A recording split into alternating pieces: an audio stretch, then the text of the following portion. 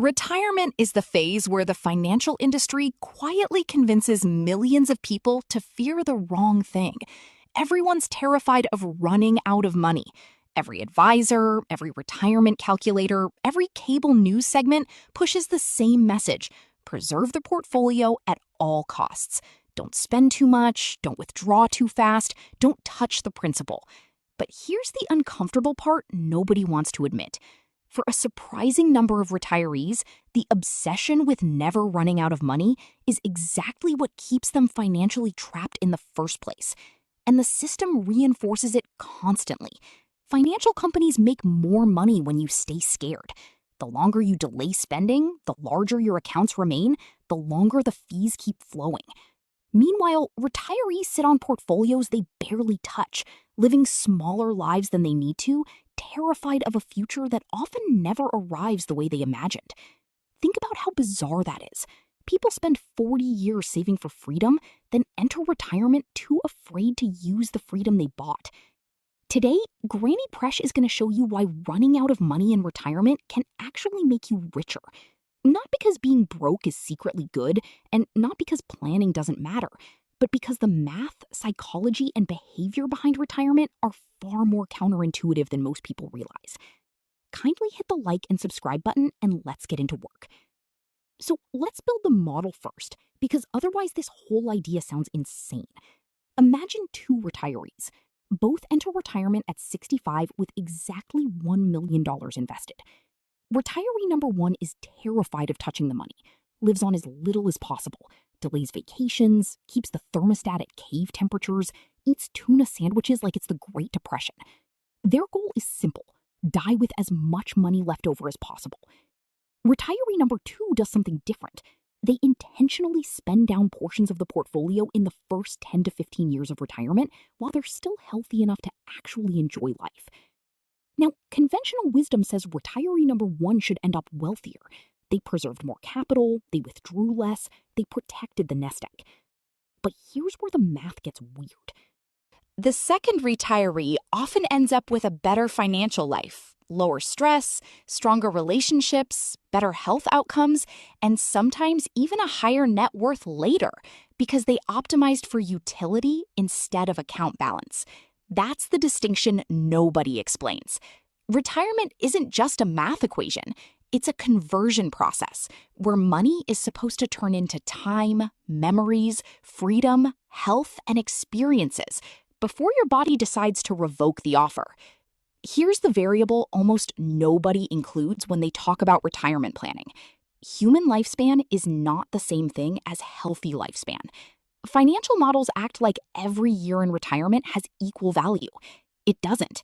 The average retiree spends differently at 67 than they do at 87. At 67, people travel, hike, visit family, start hobbies, remodel homes, take road trips.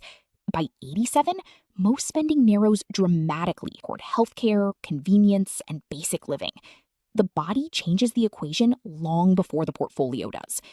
And yet the entire retirement industry is built around maximizing the final account balance instead of maximizing the useful years of life.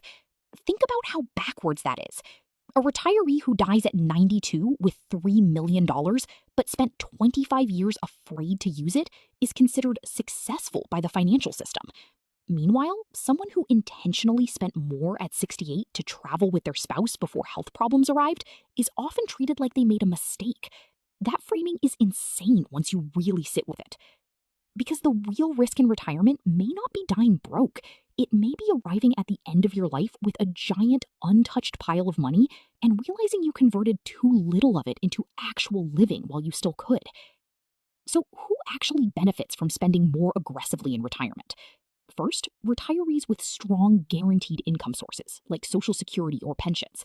If your core expenses are already covered every month, the portfolio stops being survival money and starts becoming lifestyle money. That changes everything. Second, people with family histories that suggest shorter, healthy lifespans. If the men in your family rarely make it past their late 70s in good health, optimizing your life around age 95 may not be rational. Harsh, but important. Third, retirees whose children are already financially stable. This one's huge. A lot of retirees quietly sacrifice their own quality of life to preserve inheritance money their kids may never actually need. Meanwhile, the children would often rather have memories, trips, holidays, and time with their parents while they're still healthy enough to enjoy them. Fourth, people sitting on oversized portfolios relative to their actual spending needs. There are retirees withdrawing 2% annually, while their investments grow 8 or 10%. At that point, the portfolio can keep expanding, even while they spend more. And finally, retirees who understand something the financial industry rarely says out loud. The purpose of money is not to survive untouched. The purpose of money is to improve the experience of being alive. Now, before somebody clips this video and says I'm telling retirees to light their savings accounts on fire, let me be very clear.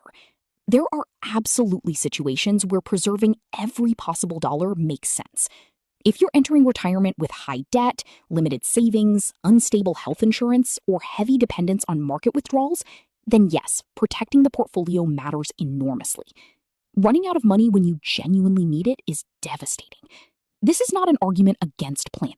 It's an argument against fear becoming the entire strategy.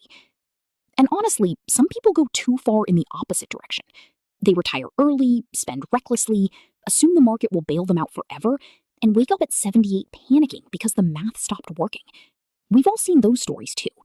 So the goal here is not spend everything. The goal is understanding that there's a difference between financial security and financial paralysis. One protects your life, the other slowly shrinks it.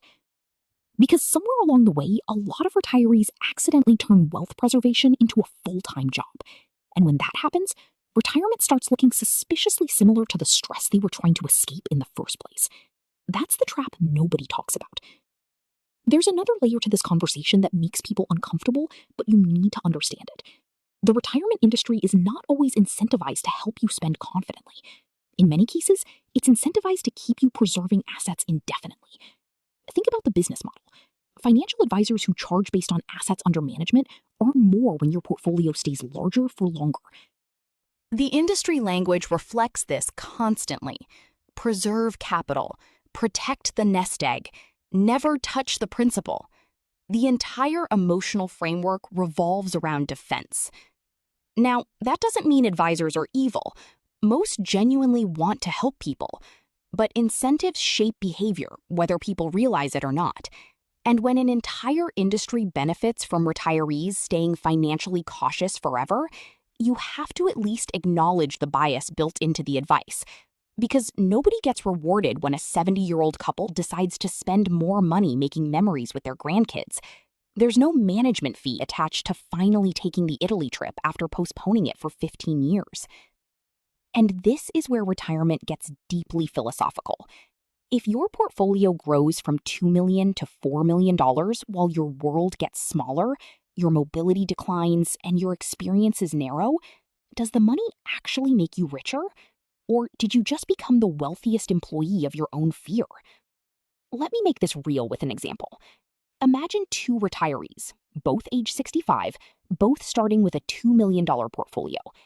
Retiree A is obsessed with preservation, withdraws just 2% annually, spends about $40,000 per year from investments, and watches the account grow steadily.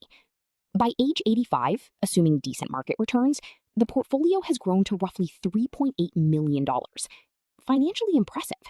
But during those 20 years, they skipped trips, delayed experiences, downsized joy, and spent most of retirement trying not to touch the money. Retiree B approaches retirement differently, withdraws closer to 5% in the early years, while health and mobility are still strong, spends heavily on travel, family experiences, hobbies, and reducing stress. By age 85, maybe the portfolio is down to $900,000 or $1.1 million instead of nearly $4 million. Traditional finance would frame that as failure. But look closer.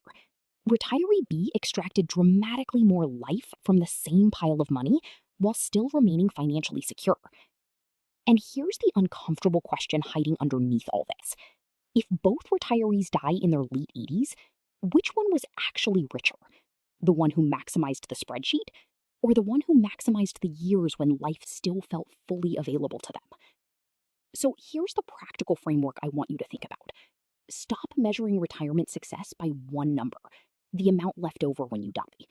Financial security, yes, but also health window and life satisfaction.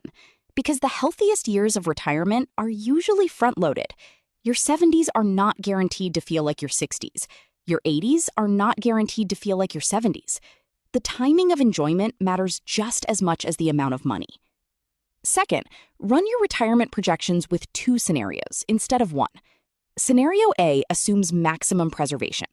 Scenario B assumes intentional spending during your healthiest decade of retirement. Then compare not just the ending balances, but what each life actually looks like along the way. Most people only optimize the spreadsheet. Almost nobody optimizes the lived experience. And finally, ask yourself one brutally honest question.